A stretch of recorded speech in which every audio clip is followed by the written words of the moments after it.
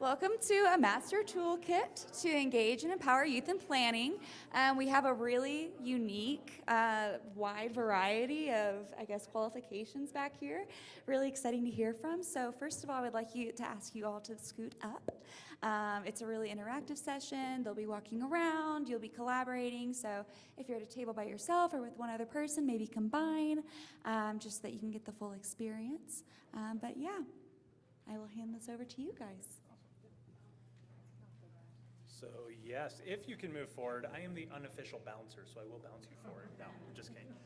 It's nice to have people closer if you want. I mean, you can hang out in the back, that's okay, I get it.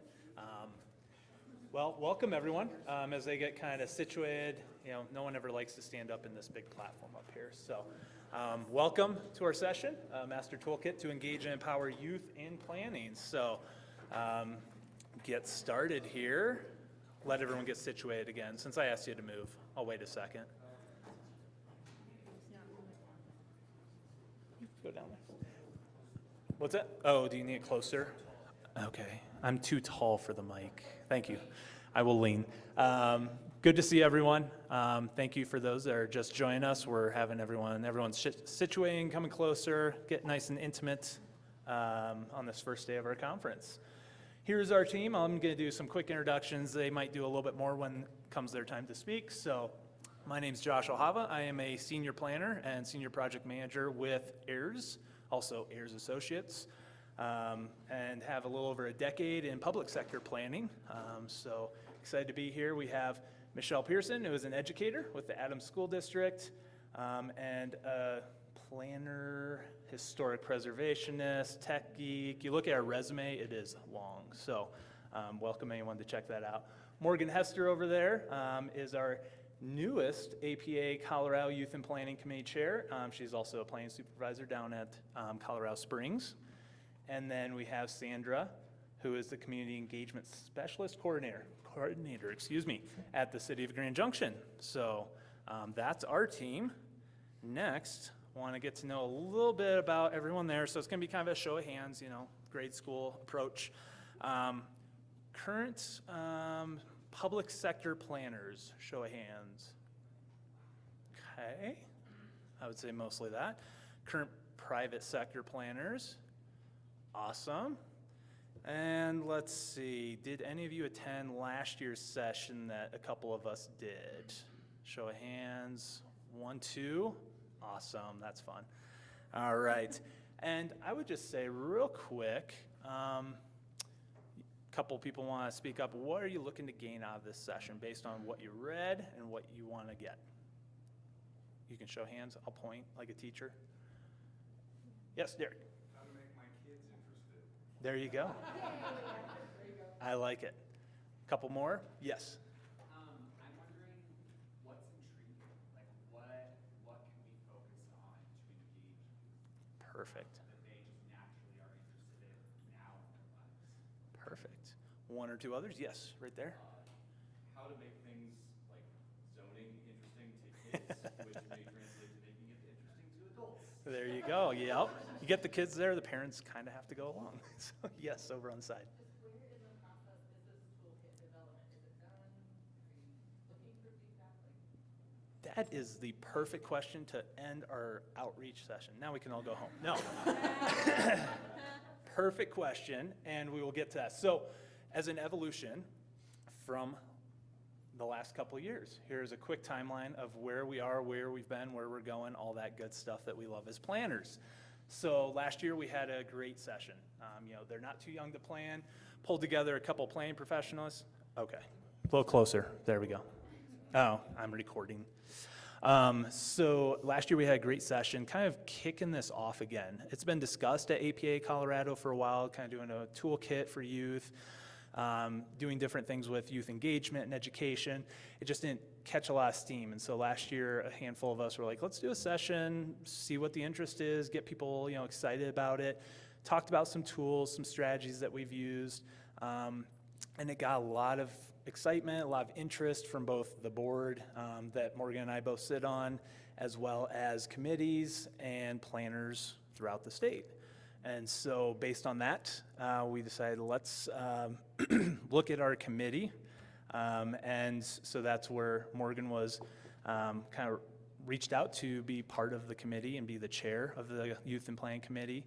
And so from that, we've kind of evolved, started building what this notion is of a toolkit and having discussions as an executive board with APA, Colorado, and then kind of moving forward. And so I think, Morgan, it's the perfect time to hand it off to you to kind of say where we're currently at and where we're going to be going in the next, part of this session and into next year. Next slide. Okay, hi. Hi, everybody. Does yours work? It should One, work. two, yes. I could shout, but if it's being recorded. Yes. Okay, hey, everybody. My name is Morgan Hester. I worked with the city of Colorado Springs, and as Josh said, I am the newly appointed Youth and Planning Chair for the state. That was in April. For those who are interested in being part of the committee, please know that I have not ignored your request. We have to get through this part first, and then once we've got it, then we can start moving. So we've had some questions that have come in on the app. I've also spoken with a few of the people who are in attendance today, asking the question of, okay, well, kind of building on your question, can I please have the toolkit and just start going out to schools and doing these different things? The intent of today, and I don't want to oversell anything, but just so that everybody is aware, the toolkit is not yet complete.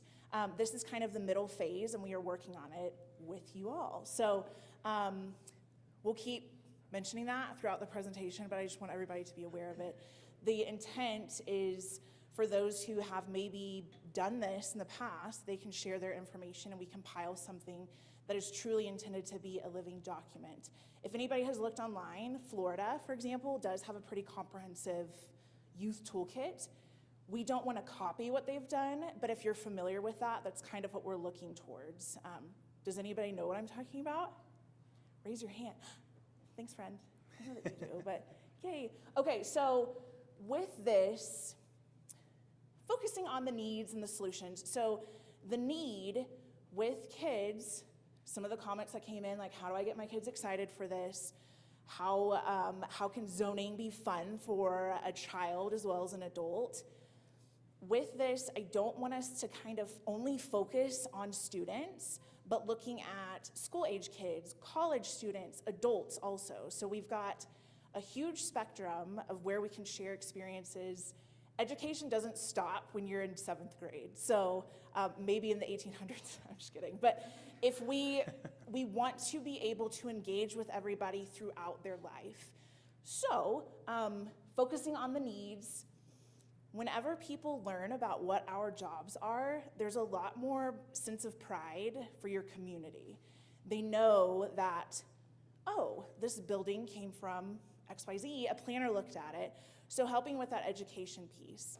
There's also the focus on STEM. We have some fabulous people up here who do this a lot in their day-to-day work, but adding in the A, so STEAM, with, if those don't know what that stands for, science, technology, engineering, arts, and math. So putting in architecture, landscape, those kinds of things. Josh also mentioned that the board has established goals. This is something that we want to do as a state to ensure that we're getting engagement with people, students, college age, adults, so that they are understanding what our profession is. So, how do you do that? I have had a lot of experience with going out to schools, meeting with different community groups, but that is specific to me. There are several people who want to go out and speak to different schools. The fact of the matter, if you were to walk into a school and say, hey, I'm here to talk to some 5th graders about planning, that is creepy. You need to have some sort of connection with an educator, and that is a huge focus of what we're doing. Michelle, for example, is an educator. And you know what? It's not allowed. Please don't do that. The last time I went into a school, there's a rigorous process where you have to sign in.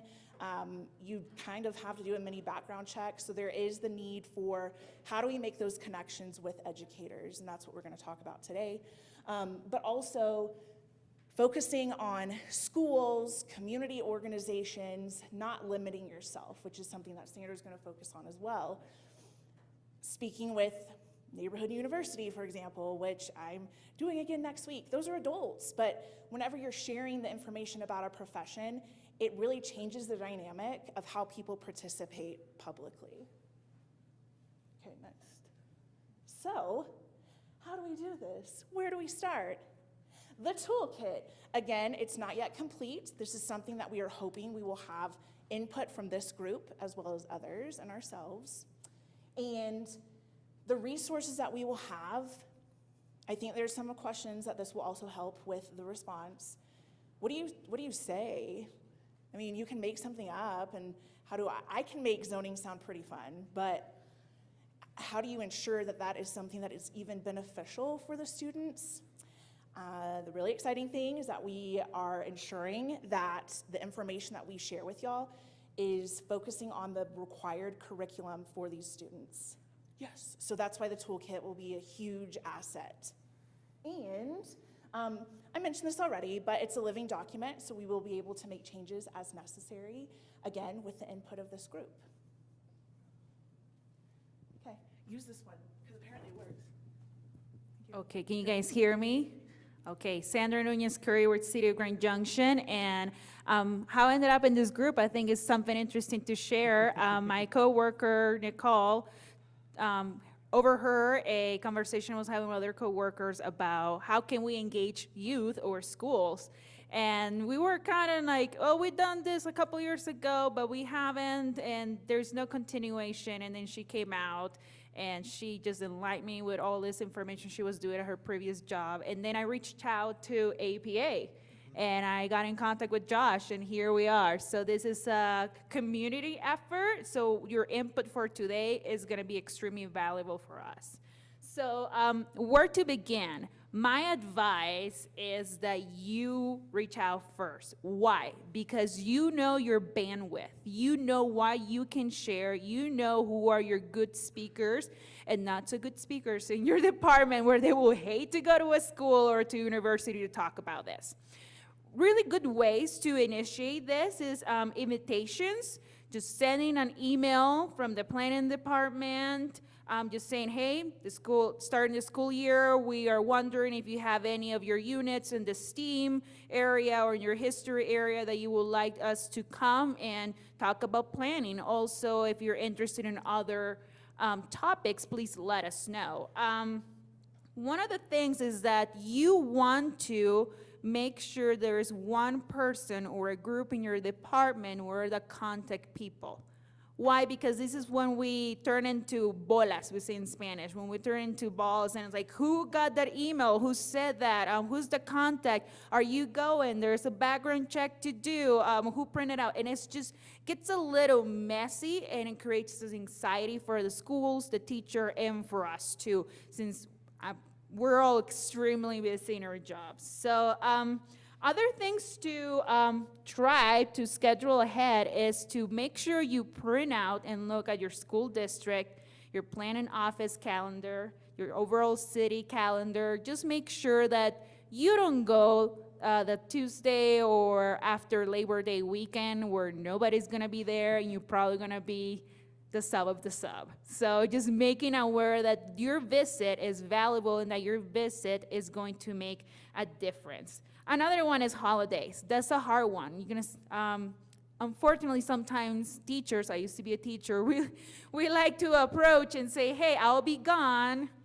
There's an easy day, can you come? Not necessarily the best methods. Okay.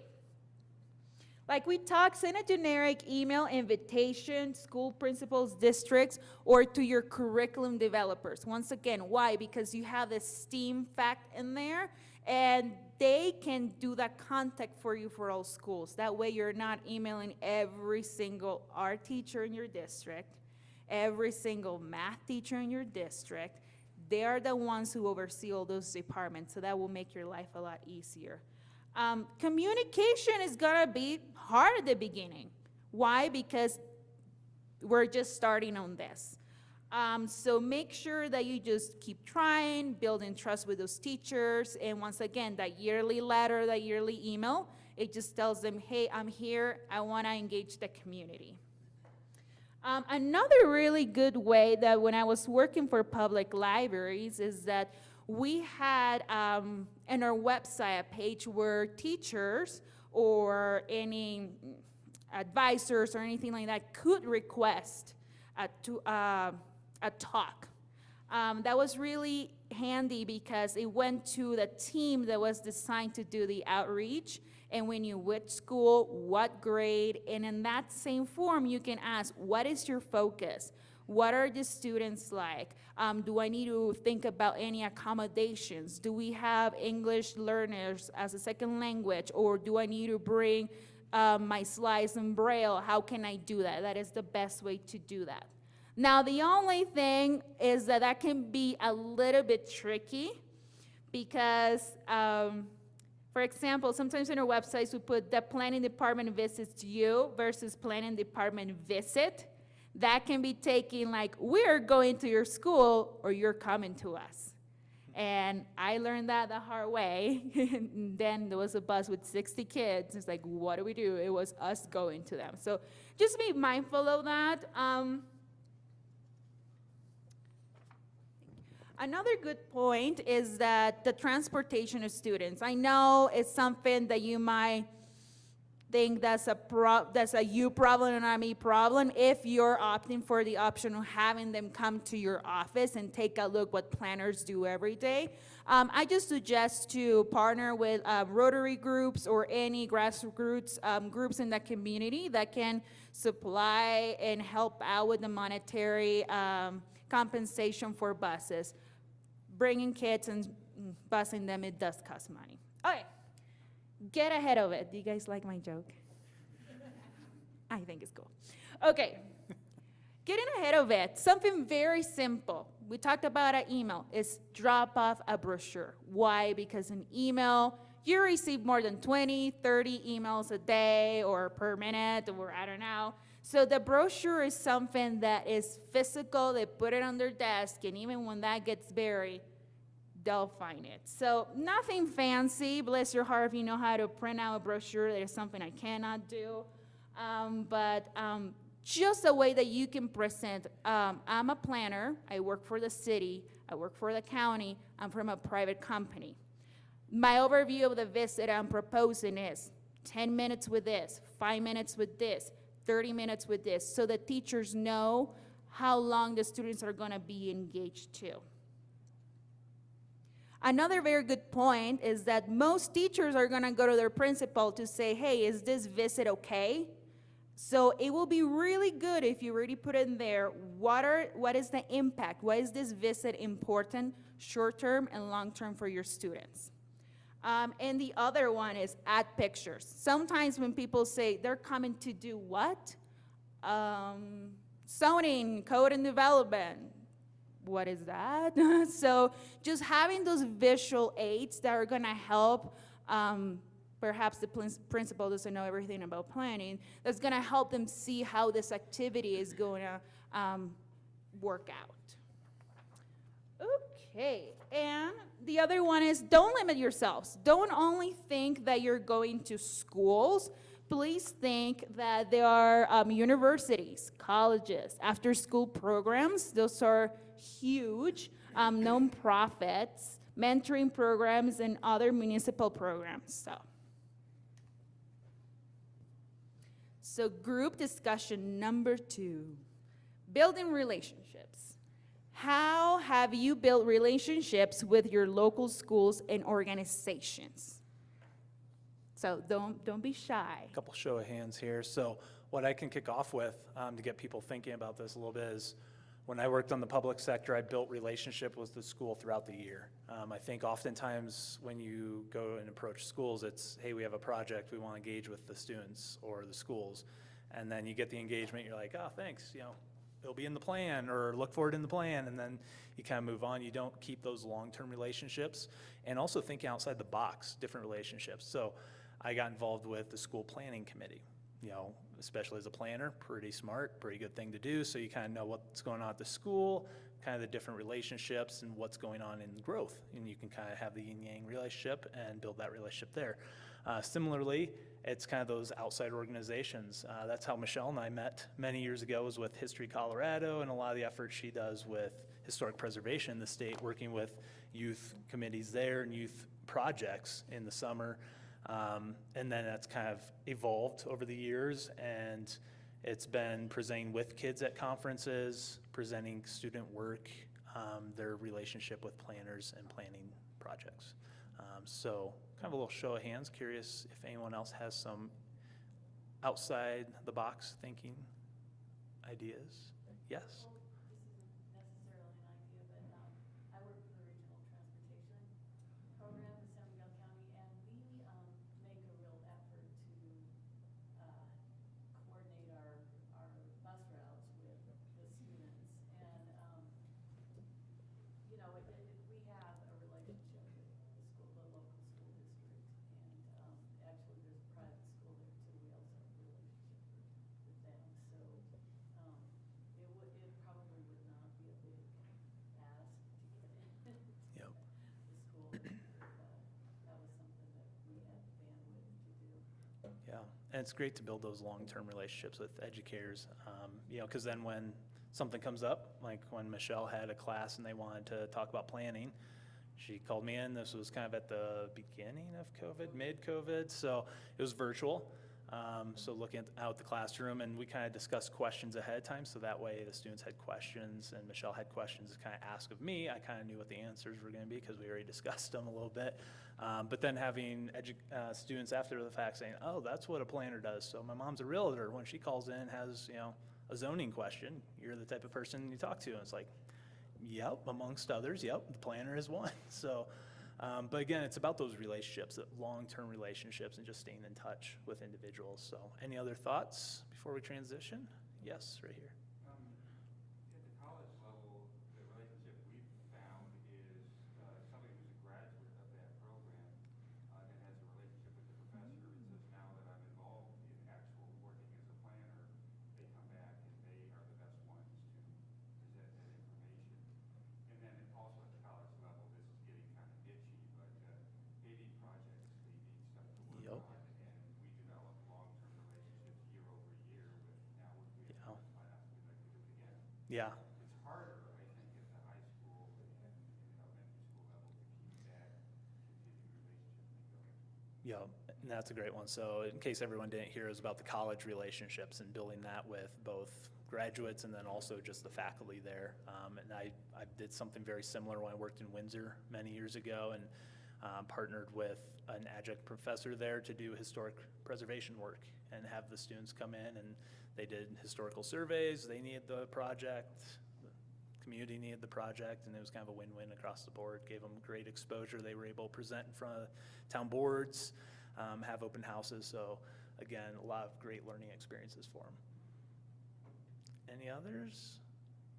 Yes, one more right here. I'm working on a project with the National Wildlife Refuge outside of Denver, and we've been really intentional to invite a lot of STEM educators as well as art and PE educators to tell them that the refuge is there for their educational purposes and helping them build curriculum and break down those barriers with transportation to the refuge. So it's still in process.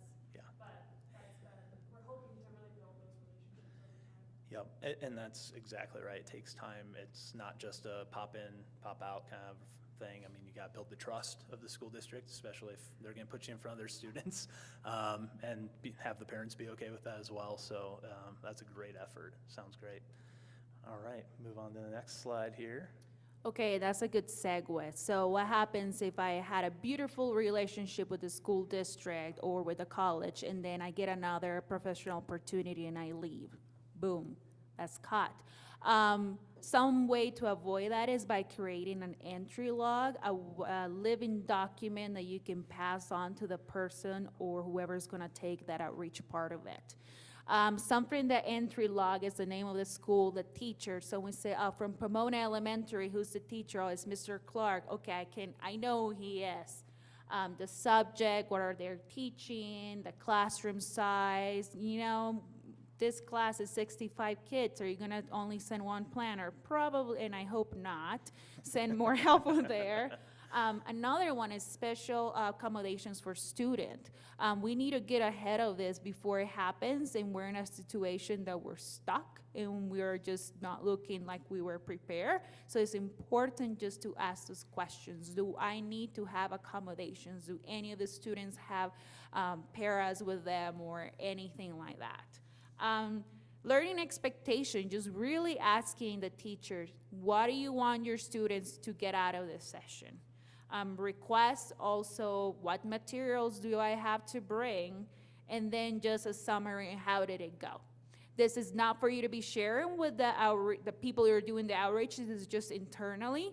And I always, yearly, I kind of laugh in the sense that one time I did an outreach for libraries, and it was presenting on e-resources, and I went to this school, and I didn't ask all of the questions, and it was the first time that the library was going to this school, and I brought my laptop, and all kids were so engaged. They were just like in awe looking at me, and then the day was a sub, and then she looked at me and was like, we don't use technology in this school. So I, for sure, when I went back to the office, it's like, okay, changing gears. We're going to read A Very Hungry Caterpillar right now. Have you guys heard about that book? I went back to my office and I'm like, we need to make sure that this such and such school doesn't use technology. Therefore, we can bring technology. So our approach needs to change for that. So that's very helpful.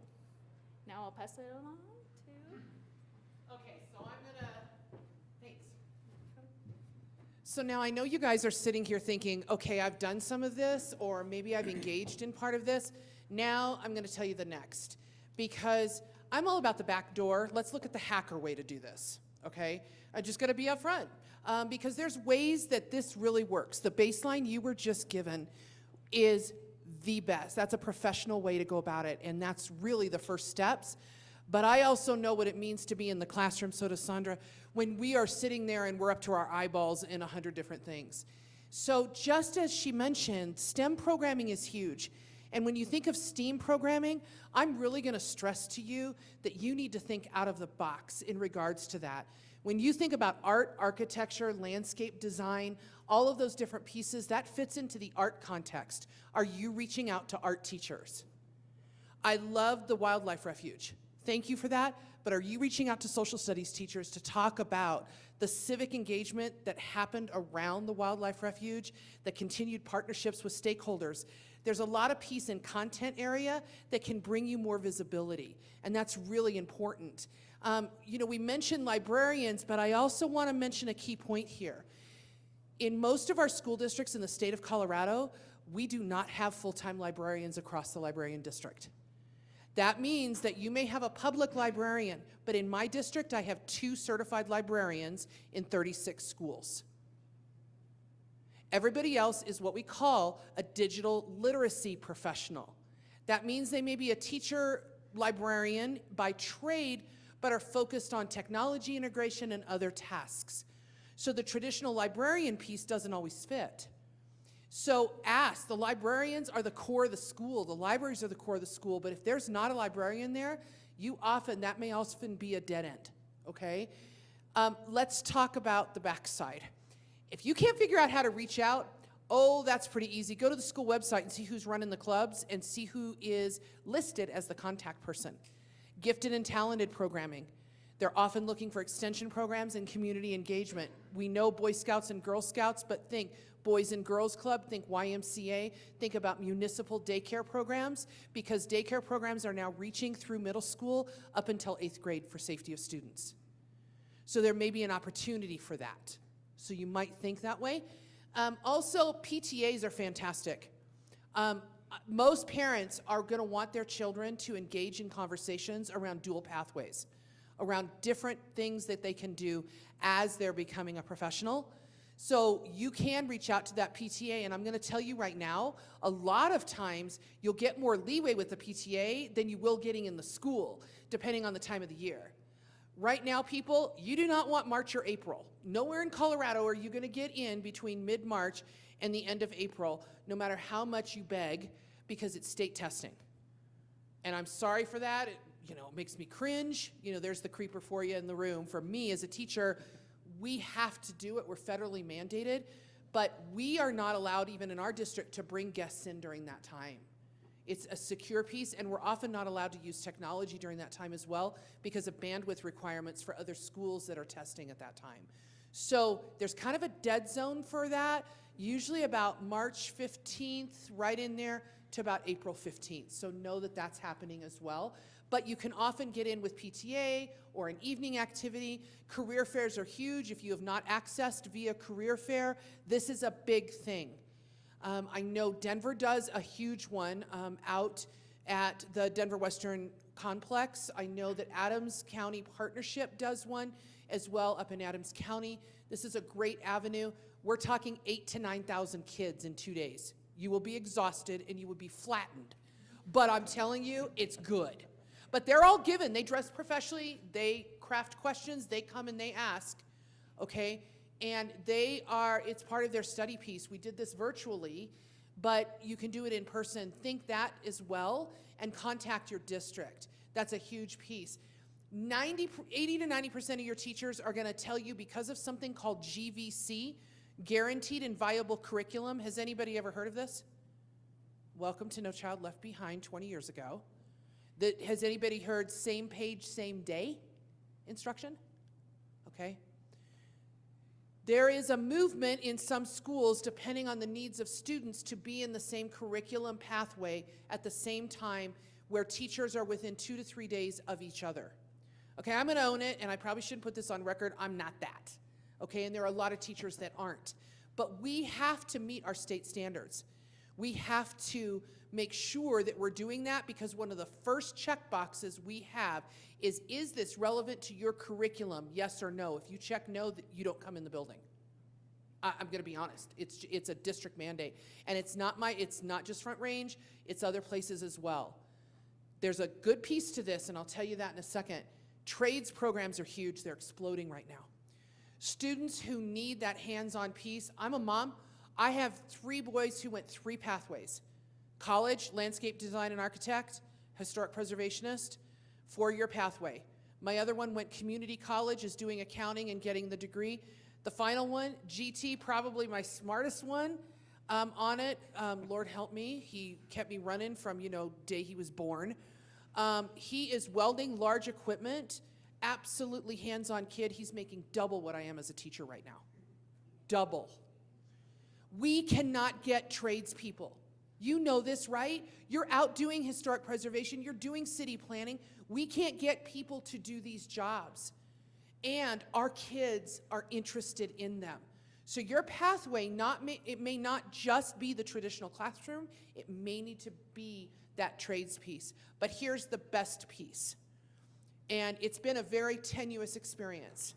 Over the last 2 years, we've been in development of the state social studies standards. You all were lucky.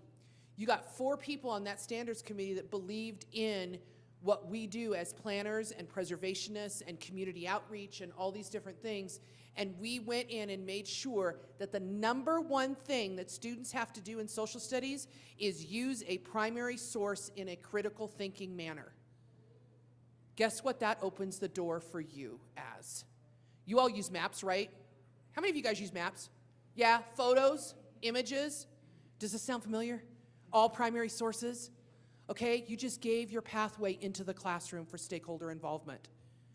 We knew as teachers, and we got on that committee and we fought for it. Now, we hope they're under their 5th review with the state board, but they're supposed to be, knock on, if there's wood somewhere, knock on wood, they're gonna be passed in November. This opens the door for all of us.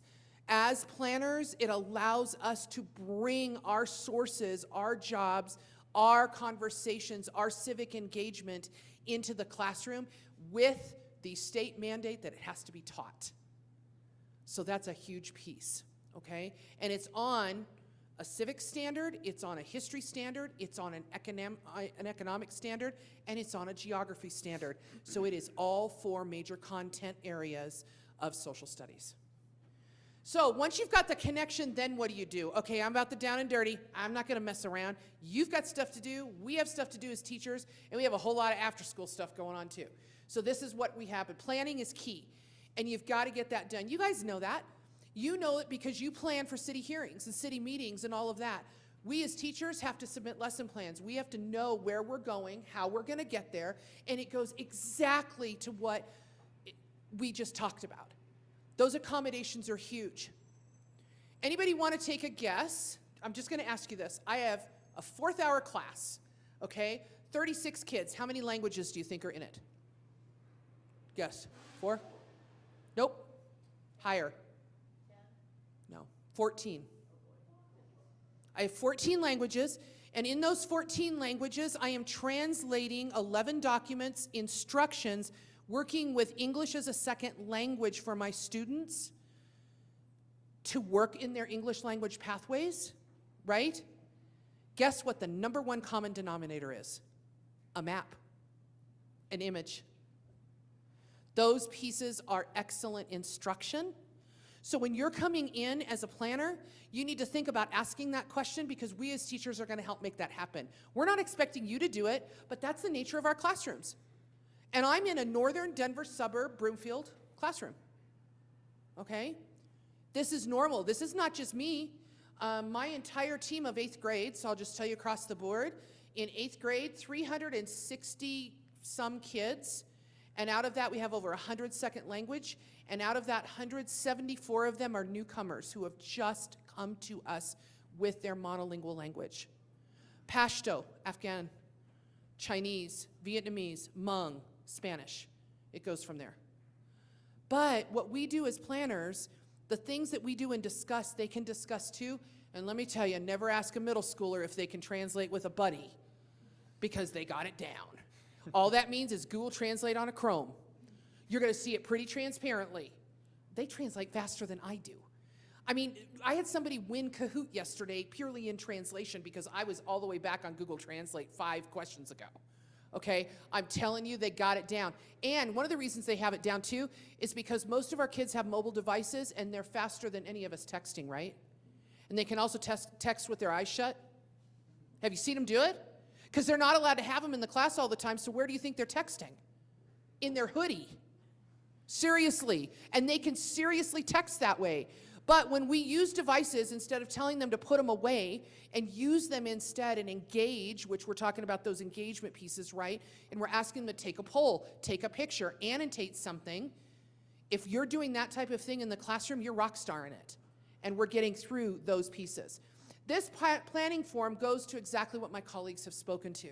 And it's available to you in the resource sheet that we're giving to you. This was developed out of a STEM partnership with the Department of Education, Harvard, and Voya Financial. We've been working on it several years, but it really is, can you go back one, Josh? It really talks about the partnership. What am I bringing to the conversation as a planner?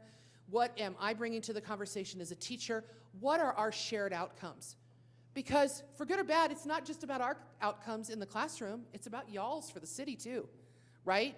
You guys have that in your reports. You have that when you present to your director and have a conversation about what you're doing. And I want to go back to one other thing. We talk about youth and engagement and how are you engaging youth? Guys, ask. Focus groups, my kids do them all the time.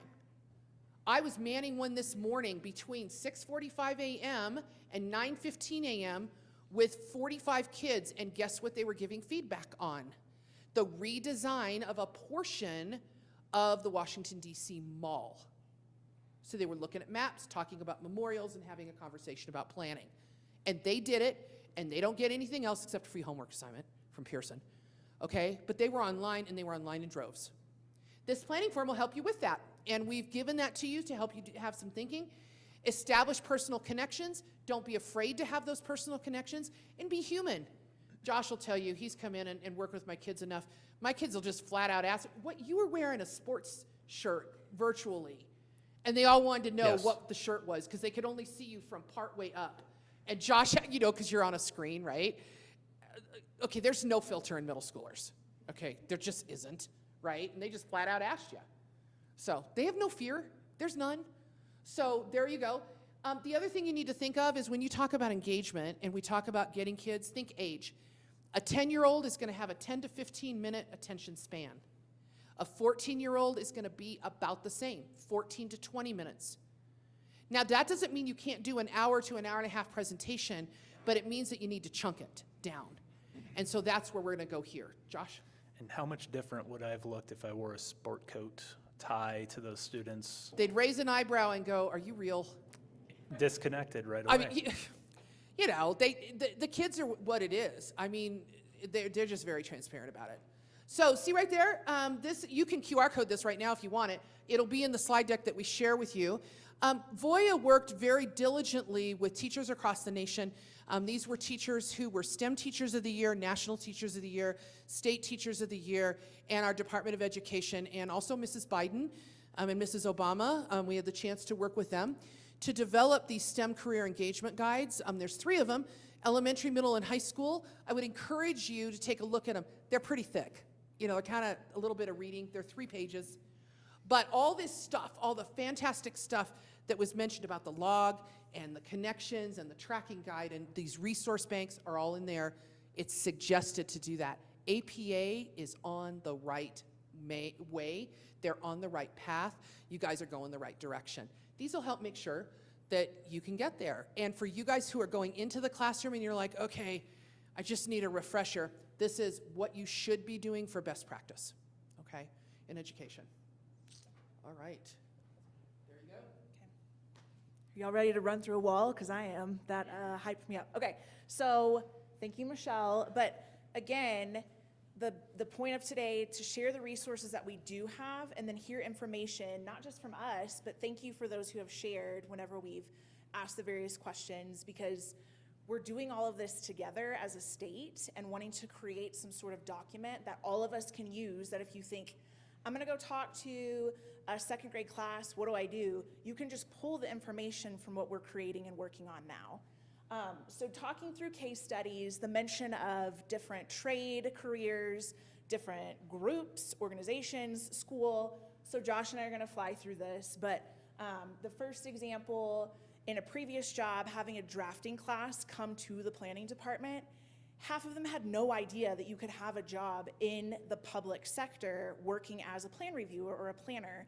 So being able to make that connection for them, they were then presented with, oh, this is what I can do for a career after I'm done with school.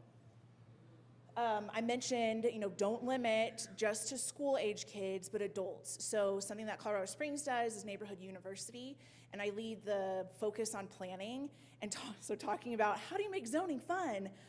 Weirdly, it is fun when I'm talking to them, but I don't know if it's because the average age is like 45 to 55, but being able to speak with them, because same thing with kids, with adults, whenever they understand how everything works, there's more of a feeling of, I want to participate in this. I'm able to put a face to who the people are that are making these decisions and doing reviews. And the hope, which we have yet to see this actually happen, is because you see my face, maybe you're a little more kind, but being able to meet with them and explain, this is my job, and this is how you factor into that. Michelle's talking a lot about maps. Maps are so crucial because it's essentially a picture that shows you where things are. So something that I have done with meeting with children, and y'all can do this now if you want to, close your eyes and picture your favorite place. Maybe it's a vacation or it's your house, your neighborhood. And now I want you to take the paper in front of you and draw what that looks like. So the various landmarks. Josh has done this with his 4-year-old twins, making some sort of connection that I like this place, but why? So you're able to draw a building, maybe it's an ice cream shop, there's a lake, there's a river, whatever. And then whenever they draw it and show it, that is, you're a planner. There's little other things, the interview and the whole college part, but this is what planners do. We plan out spaces that people enjoy, and you have drawn yourself a little plan or a map. Well, and I think this is a great one. Yeah, I think this is a great one because everyone loves to color. Everyone loves to draw. Whether you're good at, I'm a terrible drawer. My girls, I think, are better, and they are now 5.5, actually. Oh, I'm sorry. Yeah, it's okay. It's okay. They're big. I wish they were still 4. But we've done some great exercises just at home. I mean, obviously having a planner as a father, they kind of hear me say a lot of things, but there's been times where they've drawn their park, and I ask them, I'm like, well, what's this tree here for? And they're like, well, it's because, Dad, you say there's not enough shade on the playground, and we want more shade on the playground. I'm like, I love it. but kids of all ages should be able to map their community. You could have a map landmarks. Just think of all of us that went to Planning School, learned about Kevin Lynch, Image of a City, right? Show of hands, most people know of that. Think of that for kids. Think of it when you're doing your projects. Our firm does a great kind of master plan in a box, 5-minute exercise where you can map and document kind of your landmarks, your barriers, and kids can do that too. It doesn't have to be just fun exercises to keep them occupied on the side. It could be something that actually becomes part of the plan or becomes part of the school system. I mean, you can tie in with the school system there, Michelle. And so Josh, I want to add to that. The #1 governor's initiative in the state of Colorado is civic leadership and civic understanding. How do you as a planner encourage that in your stakeholder groups, in schools, and in what our next steps are? Even the littlest can give that civic conversation or engage in it. We have started doing work with city planning and maps and historical preservation, a lot of different things with our seniors. We actually just received a grant from the Library of Congress, and we're going to 4 different senior centers, active living centers, right, to go in and so understand the kindness piece. The education around having an education, a city professional, a planner or a construction person in, having a conversation of then and now, what's happening in their community, changes the narrative and can often move it positive just by a presentation or some time in that type of context. And it comes out, it's civic engagement. And that's all levels, all ages. So we just need to think of how do we do that in a possible way instead of saying, oh, look who, come on, you all know. You ever get that moment where you see the crowd come in the room and you're like, uh-oh. No, because you have that one person who has been to every single hearing and you're like, I wonder what tonight's conversation is. You know, we all have that. So how do you flip the switch? Because the only way we're going to proactively make sure that our communities are what we all are working for is to get the switch flipped younger. And that's what this is. Perfect. And I won't talk on this too much. We kind of already went over they're not too young to plan session from last year, but what was great is we provided a lot of different ideas, got ideas out on the table. So while we're not doing a ton of that during the session, track me down. Michelle, unfortunately, is going to be heading back to teaching after today. But, oh, well, there you go. But, we'd love to visit with you more about, some of the stuff we discussed last year. It's going to be part of the toolkit. It's all going in. It's kind of like, making the sausage, making the bread, whatever your adage you want to use. And then the project I highlighted a little bit earlier about working with universities on historical surveys. And youth can do this. Kids can do this at all different ages. It's impressive what kids can do. I know my heart is always to be more like a kid because I think we all lose our creativity at some point in life and kind of the lens that they look at things through. And so that's what kind of the evolution of that project was, and that was kind of a fun graphic that came out of it from the university and from the local schools. Definitely a lot better than anything I could do. All right, and kind of the last slide here. Morgan, you want to? Yeah, let me wrap it up. You or Michelle? I'm going to let you wrap it up. So I want to talk about these 2 pieces. Don't leave the room without them. You ever heard that? That sounds like a commercial. Either way, so right here, we're going to ask, are you interested in helping out? We are not committing you, nor are we going to spam you with email. But if you're interested in engaging in this toolkit development, please fill it out. Even if you're like, maybe, I'm not sure. There aren't a lot of details here except it asks where you're from because we're seeing how we can get people together. It asks what your interest is and just for some contact information. That's that side. This one here, if you want resources, that is the QR code for you. Now this image, we will make sure it goes out on Whova and you guys have access to it as well. But come to, hit your phone before you leave and do this because this is the brainchild of this team on the basis of some of what we've done last year, but really having us in all different sectors, we were able to pull resources. If you get called and you've got to go out tomorrow, that is your Bible right there. It's got most anything you need to be successful, okay? And we're hoping to build upon it. And we're really looking forward to that. We have some national partners that are very interested in engaging in this conversation for our communities. One being the Library of Congress, your nation's library, who has never really had a huge planning engagement piece. Colorado really is the first piece to that. They do host the Habs, Hal, and Hair collections, which are there, but they're really interested in engaging with you all to figure out what we're going to do. So I'm going to turn it over to Morgan and Josh to wrap it up and tell you what those next steps are.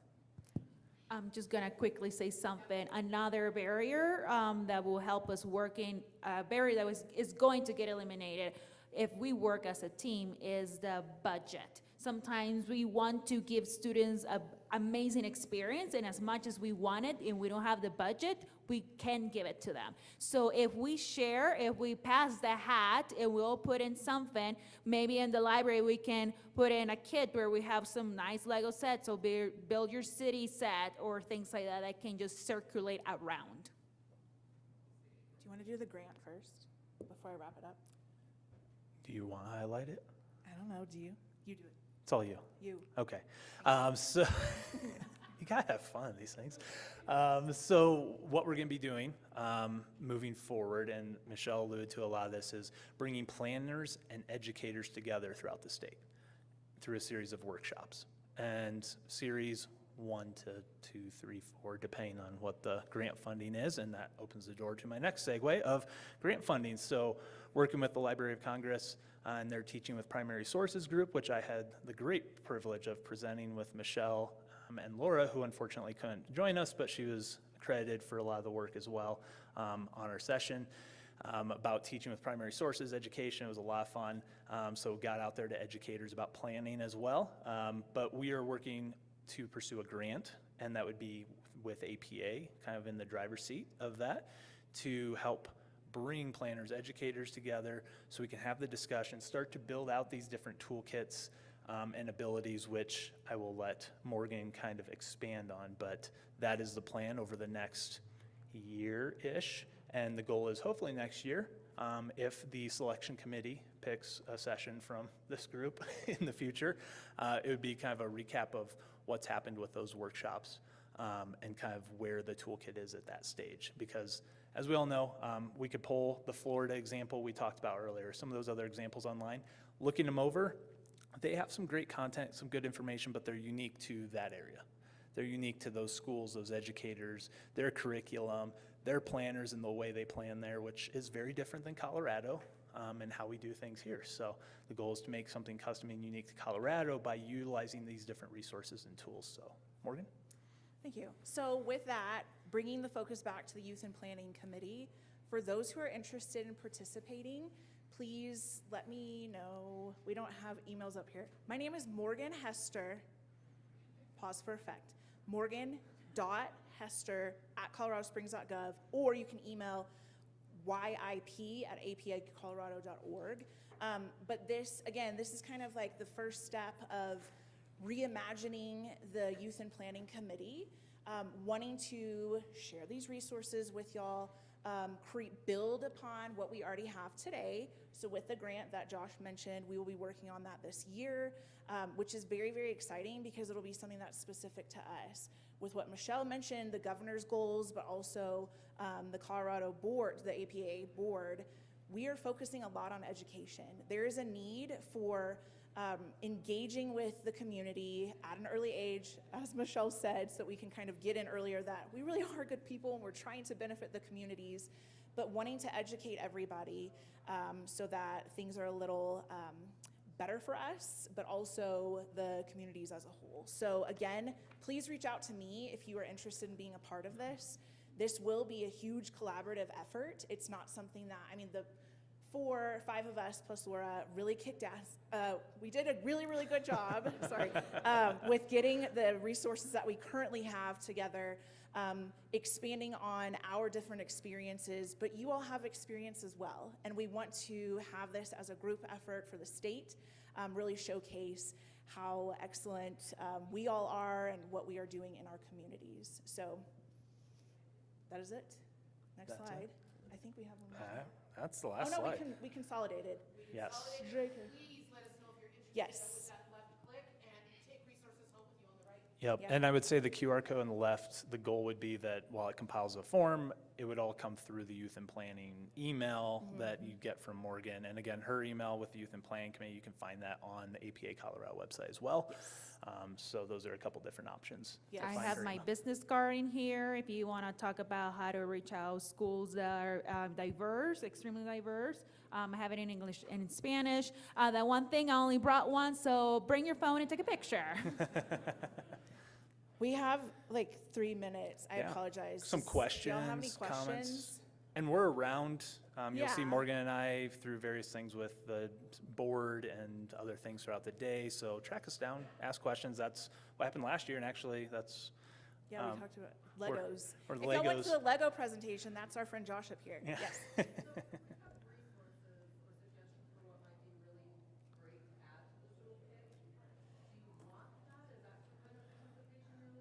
Yes, anything and everything. Yes. Yep.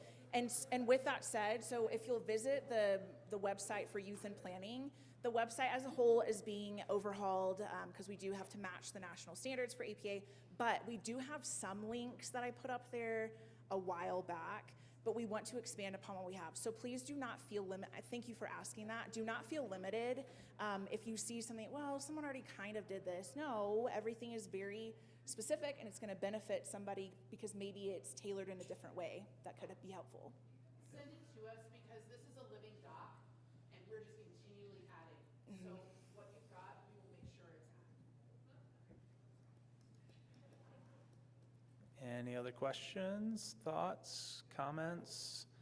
I have a question. Have you considered adding a GIS component to this? Because you know there's a free GIS in open source. And anybody can get it. And that could be a pretty cool thing for kids, I would think. Little kids, not so much. Well, thank you for the suggestion. We will add it now. That's why we're doing this. So thank you for making that point because, again, going back to the thought about maps, that's really, really important because a lot of our jobs today, as many of you know, there is a huge focus on GIS and wanting to kind of get them in early. And, I learned about it in college and it was just kind of make a map. But if we do something earlier, one of the goals, that's super beneficial to the students. Well, the problem with GIS is it's an expensive license. Right. QGIS is awesome. And it's free. Yeah, thank you for that. Yep. We will add it. We've been engaging with kids with Google Maps because of the free piece and Yep. because it's so manipulable by the kids. But I'm glad to know that, especially for our CS students, because computer science and coding is a huge piece for kids. And the GIS function of how GIS works fits into that avenue of conversation. It's Plus really you cute. can add all sorts of cool stuff like habitat or whatever. Yep. Awesome. I think it's snack time from 3:15 to 3:30. Yes. Okay. We're not between you and your snack. No. Thank you all.